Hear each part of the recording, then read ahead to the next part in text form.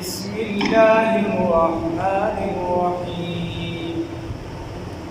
وأوحينا إلى موسى أن أسر بعبادي إنكم متبعون فأرسل فرعون في المدائن حاشرين إن هؤلاء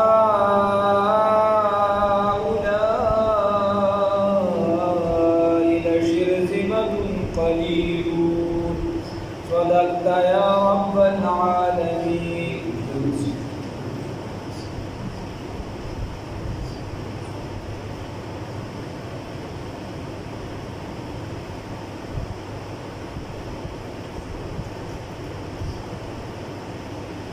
حضرت سیدنا موسی علیہ السلام واقعا اجمالا چې موږ لګیا او دې ځای ته را رسېدلې وه چې ساحران هغې چې کله ولیدل چې به یې د موسی علیه السلام چې څه ښکاره کړل دا خو معجزه ده، جادو نه ده، دا جادو نه ده، دا خو معجزه ده. موسی علیه السلام باندې ایمان او کلمه وی لا اله الا الله موسی کلیم الله. مسلمانان شو په سجده باندې پریوتل نو فرعون ورته وی چې ما درته نو ویلو ایمان وروړ ورغه خپل اس بدل کړ بیا پکې څه شهیدان هم پکې کولې بیا وخت تیرېدو د ظلم زیاتېدو حتی چې خپل ښځه یې شهیده کړه فرعون فخبول ازوني ورتبيكون اول وفرعون ذو الاوتاد. فرعون د ویلې شي دا خاوند د میکون بیا خو د ده خلک دومره زیات و چې هلته یې ویلتانګوان ته ګللاکه بډه کړ او یا عام د ده سزا طرف ته اشاره ده فرعون چې به سزا ورکوله دا لاسونه به یې ورته په تخته باندې داسې په یو لاس په یو ګوته به یې بیخ ووهل په دغه شان بیا به یې چې ورته ورګوزار په بدن ورته خیر خپل بیبي هم چې ده هغه پاکدامنه پاکه زنانه وه هغې هم لکه شان په لاسونو ایمان یې راوړي و هغې ته یې بیخونه بیا الله رب العزت بني اسرائیل ته حکم وکړو موسی علیه السلام ته وایي دا بني اسرائیل دا د شپې بوځه بس د دې علاقې نه د مصر نه یې بوځه. اوس موسی علیه السلام ان اسر بعبادي الله وایي واوحینا ومن وحي وکړه الى موسی علیه السلام ته ان اسر بعبادي چې د شپې بوځه بعبادي بندګانو زما لره اسر ویلی شي سبحان الذي اسرى بعبده د شپې تګ ته ویلی شي د شپې بوځه د بندګانو زما لره انکم متبعون ستاسو اتباع کړی شوي ده انکم یقینا ستاسو اتباع کړی شوي ده یا ستاسو تعاقب به کېږي تاسو پسې به خامخا خلک درځي. الله وایي فارسل اوس چې فرعون ته دا پته ولګېده چې بني اسرائیل خو به یې لار د شپې ووتل نو ستا چا څه کار دی مثال پته ولګېدی د چا ځمکې دي کورونه دي هغه د دې ځای نه کډه واغېشته لار زما ستا څه کار دی بس کډه یې واغېشته ته ورپسې اوس یو په زوره به راولم ولې دا خو د هغوی بیګاریان هغوی له به ټول کارونه کول د هغوی غلامانو وی چې وی زمونږ دا خلک خو داسې عدل شوي دا شاهي حکومت د ټول عمر زمونږ خلکو څه کړي نه دي ټکلی ګوتې نه دي وړی که دا خلک راناخوا دې خوا شو کله پرې صرف پرې کوه کله څه کوه کله په یو بانه باندې زوره نو ولې به یې کسان یې ورپسې نور علاقو ته پرې کوي راجمع شي چې دې پسې ول شوراټي کړي صحیح بل کارو چې روان دي نه غلامانه ذهن والا خلک هغوی چېرته پرېښودل چې بهی موږ اوس نور خلک بیا غلامان جوړو هغوی پسې روان شو. الله وایي فارسل فرعون بس ولېږل فرعون فی المدائن په حالیو کې حاشرین راجمع کوونکو لره په حالیو کې خلک ولېږل راجمع کوونکو لره ان هؤلاء نسوي اوس دا خلک به چې د حالیې ته لاړو هلته نه به نور خلک راوباسل چې به یې راځئ مقابلې ته ځي بني اسرائیل رانه تښتېدلي هغه واپس راول هغوی ته به یې څه وي ان هؤلاء یقینا دغه خلک لشرذمة ټولګي دي قلیل وړوکي دا خو وړوکي شان دي ټولګي لږ خلک دي او یا مناطقه شرزما غي ته وي چې مخالفه وي د مسلمات دا خو د مسلمانو زموږ استاد د ابداد د لیکونه چې کوي کیسې را روان دي دا غي مخالف دي وړو کې شان دي ټولګي دي و انهم یقینا بلنا زموږ د لپاره د غایفون څه وسکون کې دي خاص موږ لره وسکون کې دي او موږ لره ډېر وسکون کې دي الله وی و انه دسوی و انه یقینا منګه لجميع ممتول حاضرون من د دنیا په خطر کې او من د بلوی خطر کې منګه هو په خطر کې راګیر کړي روزانه د دې کله سمون سوې کله سي منګه هو په خطر کې اچولي راځي چې ورشو ورپسې یا بل معنا و انا لجميع حاضرون او یقینا ممتول حاضرون منه مسلح منه مضبوط راځي چې ورشو فاخرجناهم الله رب العزت کوئی دغه خبر ولدا پزړو کې موږ ورواچو نو فاخرجناهم راو باسل دیرا من جنات دباغونا باغونو کې مزو کې د مزو نرمت بنی اسرائیل پس روان شو الله وای د باغونو نم راو باسل وعيون او د جنونا وكنوز او د خزانون خزانه ورسره ټول مر جمع کړي و مقام کریم او د مقام عمدنا د بهترین زینا د خایسته زینا د خپل زینا الله وی او باسل الله وی کذالک عمدکشا و اورثناها ای په وراثت کې مرغ د غزمکا ملکناها مالکان مغرزول د دزمکی بنی اسرائیل نو ډایرکټ نه لګه کوله پس هغه د دې مالکان بیا وګرځول الله وی فاتبعوهم بس تابعداري وکړه د دوی مشرکین بس تابعداري وکړه د دوی د فرعونانو مشرکین په وخت د سبا کې د بنی اسرائیل پسې د مشرکان د کافران چې دا ورپسې ور روان شو په وخت د سبا کې فلما ترى الجمعان دا چې د صيغه جمعان دا چې ترى الجمعان هر کله چې دی ولیدل یو بل لرا دواړو یو بل ولیدل اصول اکبره والا خاصیت دی پکې کنه یو بل ولیدل مفعله ده یو بل ولیدل نو فلما ترى الجمعان هر کله چې دی دواړو ولیدل د دواړو ټول کو جماعتونو یو بل موسی علیہ السلام سره چې کوم خلک ټول عمر د ابو ساتل شي او غلامان ساتل شي نو یریدو او فرعون په شان ظالم بادشاہ دا ظلم هغه مشهور دي موسی علیہ السلام ته وی قال اصحاب موسی هو الملګرو د موسی علیہ السلام ان یقینا منګه لمدرکون موږ چې دی ومندل شو موږ د اورا غیر راوړل زمونږ ادراک یو کو موسی علیہ السلام ورته وی نه دا څنګه ده موسی علیہ السلام ورته قال او فرمایل موسی علیہ السلام کلا هرگز دا څنګه ده ان معي ربي یقینا زما سره رب زما دی ربي نسبت کړه ربي رب زما ما سره رب زما دی ای متکلم ده سيهدي زرد چې مالا به توفیق راکړي د سمې لارې طرف ته سيهدي زرد چې مالا راوښایي سمه لاره نو فاوحینا الله وی موږ ورته وحی وکړه اوس دې ایله دریاب ته راورسېدل دیرو دینین له ایله راورسېدل د بني اسرائیل چې څنګه دې دریاب ته راورسېدل او دغه شاته ورپسې هغې را رسېدونکي نو دغه ټیم کې موسی علیه السلام ته خبرې شروع کړې وي هلته غلامانو مړه کولو یې خو نه که نه وبه غلامي به کوله اوس خو مرګ دې سپا دغه دې شاته راپسې دې راټینګویم موسی علیه السلام ورته ان ربي سیهدي رب را سره دی هغه به راته توفیق راکړي سمې لارې طرف ته نو الله وایي فاوحینا موږ وحي وکړه الی موسی علیه السلام ته ان اضرب موږ ورته چې ووهه بعصاک البحر په دې خپلې امسا سره په کونډې سره دا دریاب ووهه نو چې دا دریاب یې څنګه ووه فانفلقه انفرقه ټوکړې شو جدا شو فکانا کل فرق فکانا گویا و کل فرق هر ایسا الله رب العزت گویا هر ایسا دا دریاب چې څنګه په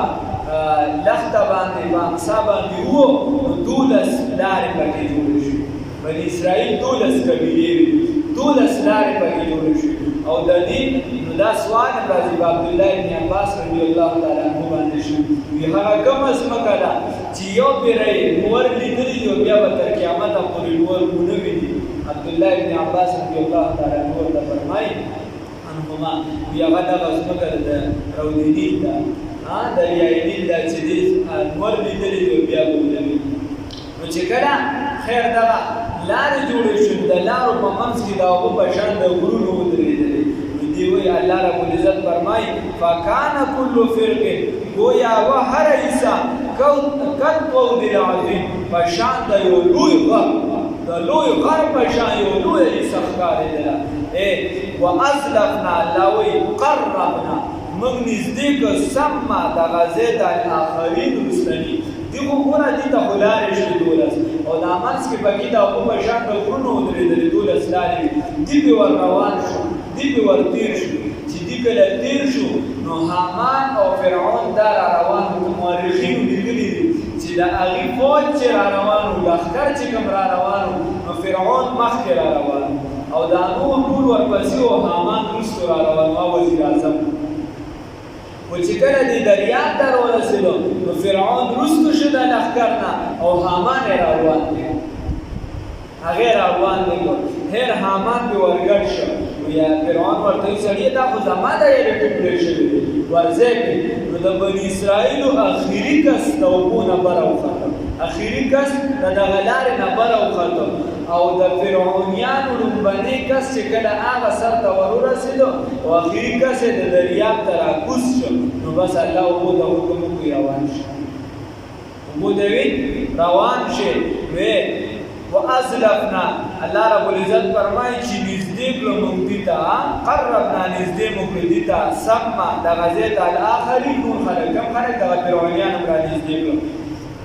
وانجینا او نجات هم ورکو موسی علیه السلام ته ومن او هغه چا لره معه چې سره د موسی علیه السلام سره چې کوم ملګري وو، الله ویې دې ته نجات ورکړو، موسی علیه السلام ته موږ نجات ورکړو اجمعین ټولو لره. ثم اغرقنا الاخرین الله ویې بیا هم غرق کړل هغه وروستني خلک. ترمذي شریف کې حدیث دی، ترمذي شریف کې حدیث دی جبرائیل امین چې دی هغه رسول الله صلی الله علیه وسلم ته عرض وکړو. رسول الله صلی الله علیه وسلم ته وی نبی کریم صلی الله علیه وسلم تا هغه وخت نه دی لیدلی کوم وخت چې فرعون لوړې والې چغې والې الله ته فریادونه کول. وایي ما خټه راواغېشتله او چکړه مې ورله په دې خوله کې ورګزار کړې چې تا په بني اسرائیلو ډېر زیات ظلم کړی دی، هسې نه چې د خدای در باندې رحم راشي. تا هغه وخت نه دی لیدلی چې هغه چغې والې ما دغه راوړ چکړې راواغېشتې او دا مې ورله په دې خوله کې ورګزار پولیو ساس کې ولو. ثم اغرقنا الاخرين الله رب العزت وی په بیا خلق ول دا نور خلق. ان فی ذلک یقینا پدې کې لا آیه نشانه دی، لکه پدې کې عبرتونه دي. دا خلق د الله نه فرمانی وکړه نو الله په دریاب باندې غرق کړ. هغه لا چې راهنما پکې سمو، رهبر پکې سمو، مشر پکې سمو، نو خپل قوم په سلامتۍ سره دی واړو. او چې مشر یې غلو تباه و برباد و خراب و هغه ظلم کو زیاتي کو خلک ورپسې روانو نو اکه لار وه خو هغې د خپل قوم سره د مشره دا